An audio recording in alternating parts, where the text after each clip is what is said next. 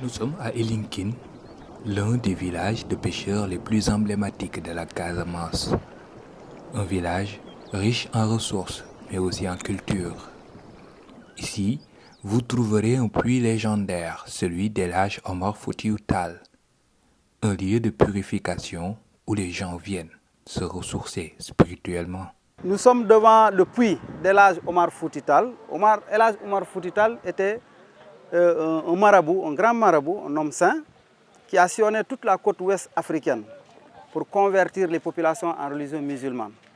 Donc il a fait également une escale à Elinkine où il a séjourné.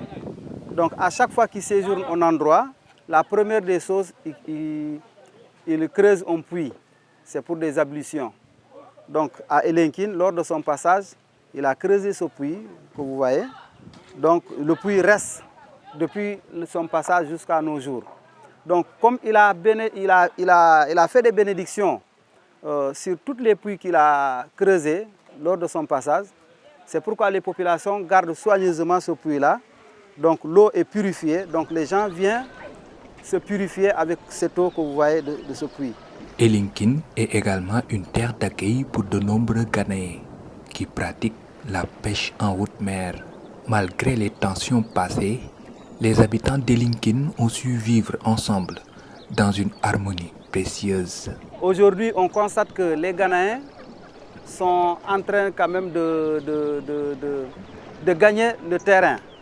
Parce que c'est un peu une inquiétude pour les populations à chaque fois, parce que souvent il y a eu quand même des conflits, mais heureusement que les populations de Elinkine arrivent à gérer ces conflits. Voilà. Vous êtes sans savoir que la culture ghanéenne et la culture casamançaise n'est pas la même. C'est ce qui entraîne souvent des petits conflits. Mais heureusement que tout un bon Casamançais accepte facilement les étrangers. C'est ce qui fait que ces conflits-là ne sont pas encore des conflits qui peuvent quand même certainement avoir des complications au niveau de la cohabitation. La Casamance est une région parsemée d'îles, mais c'est d'Elinkine que partent de nombreuses expéditions vers ces îles mystérieuses. En Casamance, il y a plusieurs îles. Il y a des îles qui sont habitées, comme il y a des îles qui ne sont pas habitées. Il y a des îles comme l'île de Wendaye, il y a l'île de Franc, il y a l'île de Hidj, il y a l'île de Ouron, il y a l'île de Carabane, il y a Kechouane qui est une presqu'île, et il y a l'île de Djurouatou, donc et plusieurs îles qui ne sont pas encore habitées. Il y a également aussi l'île aux oiseaux. Voilà, une île qui est quand même un repositoire des oiseaux qui se trouve dans cette zone. C'est pour vous dire que c'est une zone poissonneuse également aussi. Donc ici, il fait vraiment bon à vivre.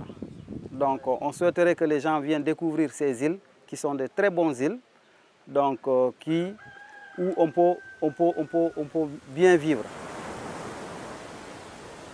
Aujourd'hui, nous partons à la découverte de l'île des Francs, un petit coin sauvage face à Elinkine. Là-bas, un campement improbable semble surgir de nulle part. Admirez l'environnement, profitez de la nature avant d'arriver à notre destination finale. Le trajet en pirogue nous fait traverser un paysage typique de la Casamance. La Casamance est un véritable havre de paix. Ici, l'air est pur et les paysages sont un véritable enchantement. Loin de la mer, on aperçoit aussi les champs de riz, un pilier de l'économie locale. L'activité principale des populations de Elinkine, c'est la pêche. Et derrière la pêche, ils font aussi l'agriculture du riz. Et tout comme bon Casamançais, le riz est inévitable dans leurs activités quotidiennes. L'aventure est mémorable, mais notre convoyeur nous avertit que nous nous approchons de notre destination. Après quelques minutes de navigation, nous arrivons à destination, le gîte Mamadou Ndiaye, un lieu à découvrir absolument. L'accueil chaleureux de Mamadou nous ouvre les portes de son monde.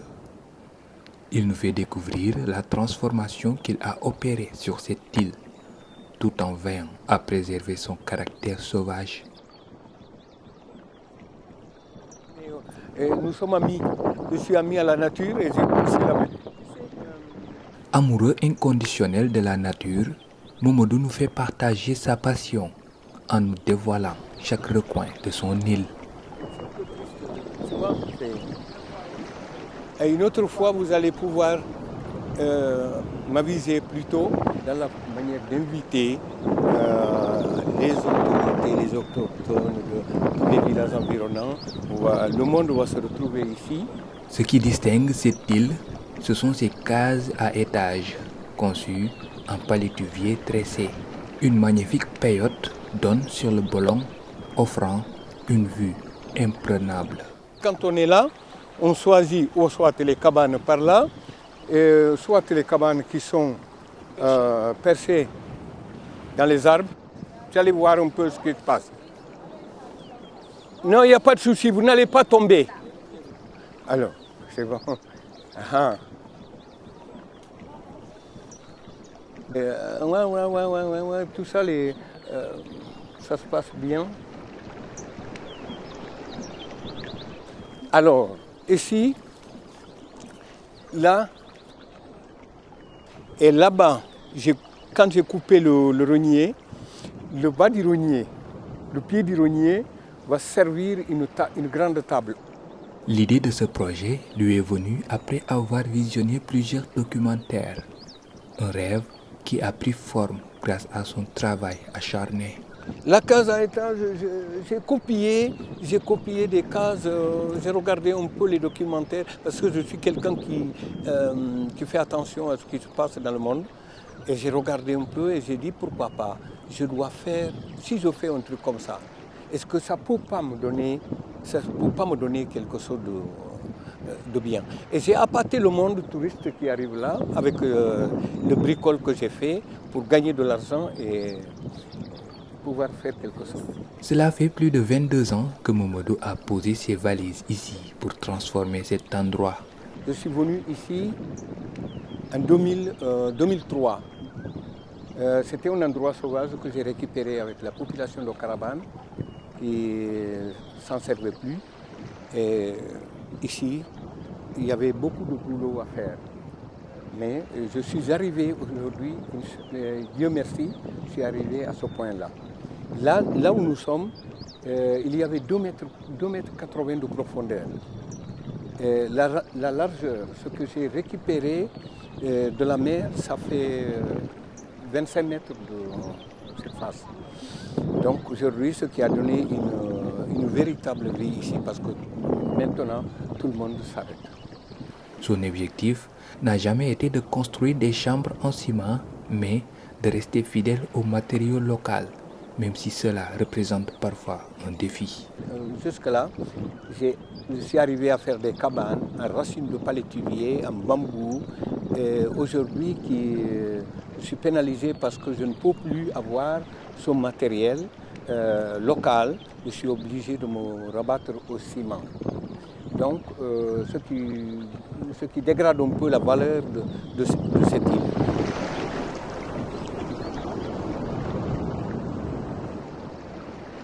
Ce mélange entre tradition et modernité est ce qui rend cet endroit si particulier.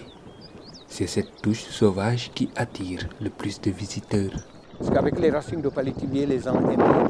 Tu vois, tous les groupes qui débarquaient ici, c'était la course pour chacun choisir une case dans la cabane en haut. Son modèle a inspiré de nombreux jeunes de la région qui cherchent à reproduire son travail. Beaucoup d'enfants de cette région ont copié un peu sur le modèle ici pour faire comme je suis en train de le faire. Comme toutes les îles, l'érosion côtière est un défi constant. Mais Momodou a mis en place des solutions efficaces pour protéger son île. J'ai demandé à la mer de pousser. J'ai pu mettre de la paille, de l'herbe, du sable, des coquilles d'huîtres, les pneus. J'ai mis le mur carrément. Donc c'est un système qui permet de récupérer le sable pour ne pas creuser, pour pas que l'eau creuse.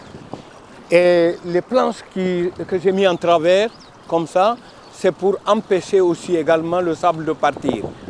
D'abord, j'ai commencé par des planches, du bois que j'ai planté, les eucalyptus et tout ça, des palétuviers d'abord, les troncs de palétuviers. Et finalement, chaque année, ça se cassait la gueule.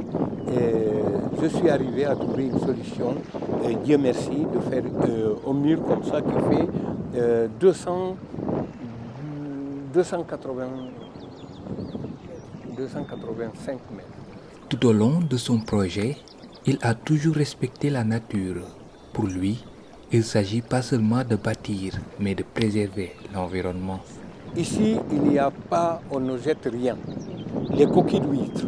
Ici, j'ai mis 35 pirogues, grandes pirogues chargées de coquilles d'huîtres, et même les pneus que vous voyez qui apparaissent là. Il y en a qui viennent de Ziguinchor, il y en a qui viennent de Cap Skirring, d'Oussouye, de partout que j'ai récupéré pour remblayer ici de façon à pouvoir me poser une cabane comme ça ici qui va au restaurant comme celui-là que vous avez à côté. Aujourd'hui, à mesure que l'âge avance, Mamadou s'inquiète de la pérennité de ses efforts. Mais il garde espoir car il sait que l'île sera protégée par les infrastructures qu'il a mises en place. Je n'avais pas peur. Je n'avais pas peur quand j'avais beaucoup de force, quand j'étais beaucoup plus frais. Je n'avais pas peur parce que je pouvais pousser la mer. Mais maintenant, mes forces sont très limitées maintenant. Vu mon âge, je ne peux pas me permettre d'abattre un gros boulot comme celui-là. Son plus grand espoir réside dans ses enfants, qui poursuivront son œuvre et trouveront de nouvelles solutions pour améliorer la durabilité de l'île. Oh, bien, mes enfants, ils pourront réfléchir, ils pourront voir tout ça pour pouvoir lutter aussi. C'est une continuité. Ils vont aussi se préparer d'ici quelques années à avoir une solution pour mettre un nouveau mur si le mur-là ne tient pas. L'accès à l'eau est un autre défi majeur. Mamadou lutte jour et nuit pour obtenir cette ressource précieuse. Et la situation reste difficile. Il n'y en a pas. J'ai un gros problème parce que je suis en train d'aller vers l'État pour pouvoir trouver de l'eau ici. Les îles sont servies en eau, sauf ici, ils n'ont pas refusé, ils ont oublié peut-être. Ils ont oublié, mais je suis en train de prendre mon bateau, aller là-bas, remplir les bidons et ramener ici pour tout ce cinéma pour donner de l'eau à se laver à la population qui arrive ici. Quant à l'électricité, c'est grâce aux panneaux solaires qu'il parvient à assurer l'éclairage de quelques coins de l'île, en attendant plus de solutions durables. L'électricité, je suis doté de quelques panneaux solaires qui me permettent d'un petit éclairage par ici. Éclairer les chambres, éclairer quelques endroits ici, et aussi charger les batteries de portable. Ce n'est pas suffisant, on fait comme l'on peut. Mamadou n'attend rien de l'État. Il a toujours voulu se battre seul, par conviction, pour préserver cet endroit unique. Je n'ai pas trop demandé à l'État. J'ai préféré me battre tout seul. L'État viendra m'appuyer dans ce que je suis en train de faire. C'est comme ça, cette manière qu'il faut employer. On ne partira pas, on te dit « Ah oui, mais je veux faire ça, je veux faire ça ». Mais demain, s'il y a une difficulté pour rembourser, ce n'est pas très agréable. Aujourd'hui, avec ses enfants qui ont grandi, il les associe pleinement à ses activités et à la préservation de la nature. J'ai travaillé tout seul. En fil du temps, mes enfants étaient dans l'école, travaillaient à l'école. Et aujourd'hui, ils sont grands. Je les associe tous, filles et garçons, pour qu'on puisse continuer ça. Parce qu'après, moi, je ne vais pas continuer. Là, je ne me permettra pas de rester là pour faire le beau. Non, je vais rester je vais rester couché pour regarder, suivre un peu les activités. Depuis son enfance, Mamadou a toujours été un amoureux de la nature. Ce projet est son rêve et il se réjouit de pouvoir y consacrer toute sa vie. Je suis un enfant de Casamance et je suis né dans les forêts. Je suis né dans les forêts, que ce soit palutivier ou en terre ferme. Je suis parti de là parce qu'au fait, j'aime beaucoup les arbres. J'aime beaucoup les arbres et les arbres et l'eau me font une vie. Alors j'ai réfléchi dans tout ça, j'ai dit, bon, tiens, pourquoi pas ne pas associer les arbres. Ici, tous les arbres là, c'est moi qui les ai plantés. Du niaouli au eucalyptus, au filao, c'est moi qui les ai plantés. Un accardier, c'est moi qui les ai plantés, tout ça. Donc, j'ai renforcé les arbres par ici et je suis en train de continuer à renforcer les arbres ici pour que je ne dégrade pas la nature. Sa vision est différente de celle de beaucoup d'autres. Ici, au fait, déjà que certaines personnes, quand ils ont une place comme ça, ils dégradent tout, ils arrachent tout pour après se mettre à faire pousser les arbres. Non, ce n'est pas un bon système. Le bon système, c'est de renforcer les arbres autour de tout ça pour que tu maintiens la forêt normale. Mamadou croit fermement que la Casamance a un potentiel immense et que les jeunes du Sénégal devraient y voir des opportunités pour leur avenir. Ici, le pays Sénégal, celui qui dit que le Sénégal, il n'y a pas de boulot, il a dit sauf la vérité. Il a tout dit sauf la vérité. Parce que le Sénégal, un pays Afrique de l'Ouest, mieux que le Sénégal, moi personnellement, je n'en trouve pas. Et on a l'amour de chez soi également. Pour lui, la clé du succès réside dans le fait de s'engager pour son propre pays et non de chercher des solutions à l'étranger. Si tu ne travailles pas chez toi, c'est pas c'est le papa de l'autre que tu vas travailler. On sera obligé de mettre 4 fois plus que la force que tu avais chez toi pour éponger, pour te mettre dans le rang. En Europe, la vitesse qu'il y a là-bas n'est pas pareille à la vitesse ici. Ceux qui vont là-bas, c'est triste. Moi j'ai des enfants qui sont en Europe, mais c'est déjà bien formé ici. Et ils vont revenir ici. Ils vont revenir habiter ici. Ils sont propriétaires directs. Pas que ici seulement. Mais ceux qui vont en immigration, ils ont dans la tête de partir. Ils ont dans la tête de partir. Ça dépend de la famille. Ils sont issus de telle famille, quelle famille, c'est comme ça. Mais moi, je n'encouragerai pas un enfant de partir en pirogue pour en qualité de marin. Je suis marin et je sais ce que c'est la mer. Je ne peux pas inciter quelqu'un par la mer pour l'Europe. Si tu tombes sur des tonneaux de 16 mètres de haut, ce n'est pas une pirogue qui tiendrait. Non. Non. Et puis aussi, il faut se dire que le Sénégal est un très beau pays, magnifique, où dès que tu manges une mangue, tu la jettes. 2 semaines après, si tu repasses par là, cette noix repousse au manguier. La situation actuelle du pays l'inquiète, mais il est convaincu que si les talents du Sénégal restent et s'engagent pour leur pays, les jeunes ne ressentiront plus le besoin de partir. Je dis que beaucoup d'enfants sont venus ici, c'est moi qui les ai formés à faire tout ce boulot-là.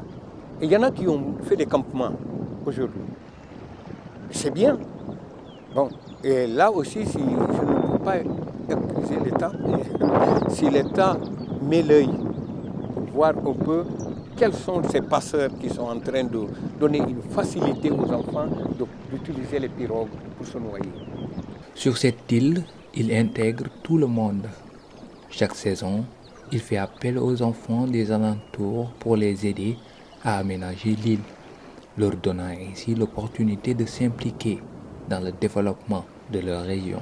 Je serais très très content de faire venir les enfants du pays ici pour que c'est pas tout le monde qui aimerait faire la même chose que je fais, mais que les gens viennent aussi pour voir cette tranquillité, vivre ici une tranquillité pareille. J'ai formé des Toubabs ici. Il y a des Toubabs qui sont restés 3 ans avec moi, nourris logis.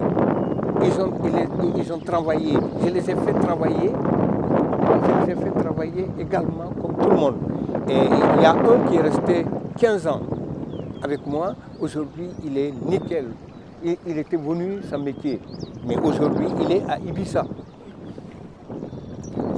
en Espagne, avec un savoir-faire bien. Le projet est encore vaste. Et tant que ses forces lui permettront, Mamadou restera engagé dans cette aventure et dans de nombreuses innovations.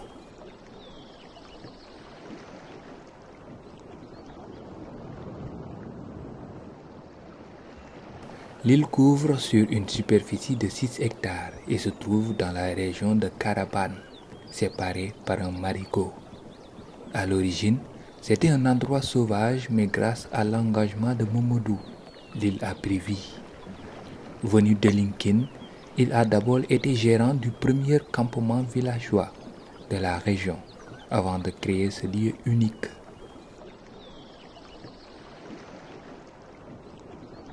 Restez avec nous, l'aventure continue. Dans le prochain volet, vous découvrirez d'autres merveilles de cette région fascinante.